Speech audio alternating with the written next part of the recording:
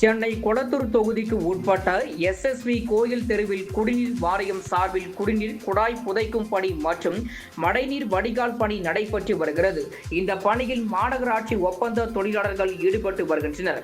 இந்நிலையில் குழாய் பதிக்கும் பணிக்காக ஜேசிபி இயந்திரத்தை கொண்டு பள்ளம் தோண்டும் போது சாலையோரத்தில் இருந்த பெரிய புளிய மரம் ஒன்று வேருடன் சாய்ந்து அருகில் இருந்த கட்டிடத்தின் மீது விழுந்தது.